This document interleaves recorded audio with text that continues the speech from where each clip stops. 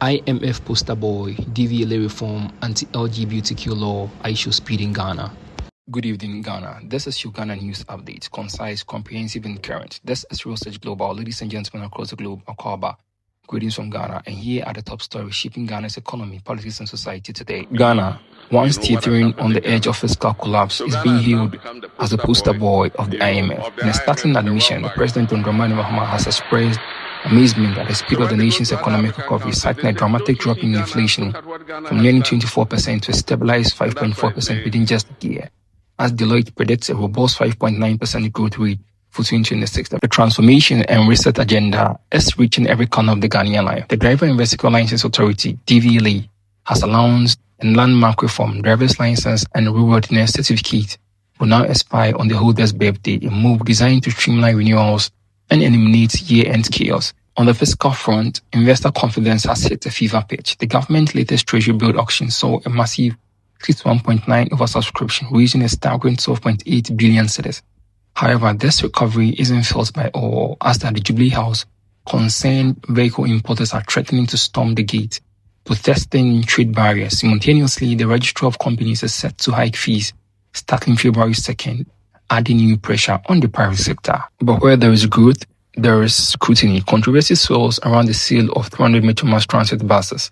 Critics are questioning how vehicles valued at roughly 38,000 cedis each were auctioned off for just about 2,500, sparking public outcry over transparency in state asset management. On the corruption, the government spokesperson Felix Fusukache has stated that the Ghana Anti-Corruption Agency currently has 280 cases that are currently under investigation, reflecting heightened oversight and accountability efforts across various sectors. Meanwhile, Ghana is exporting its most valuable resource. The first batch of beneficiaries under the Ghana Labour Exchange Program has departed for Antigua and Barbuda. These 120 nurses are tasked with stabilizing the Caribbean nation's healthcare system, a move government calls a win-win for bilateral relations.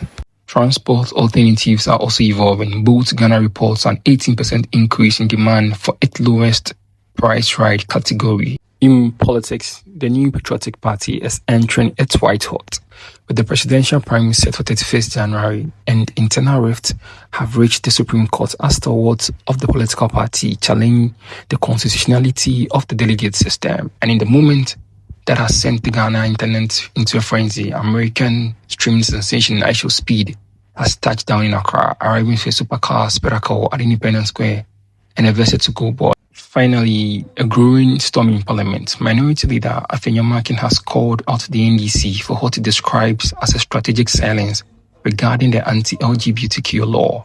He claims that while the NDC aggressively championed the human sexual rights and family values bill while in the position, critics point to a noticeable cooling off of their rhetoric now they hold the reins of power. This legislative flip-flop has sparked intense debate in the House as the bill faces international pressure and potential economic consequences, including a warned loss of billions in world banking funding.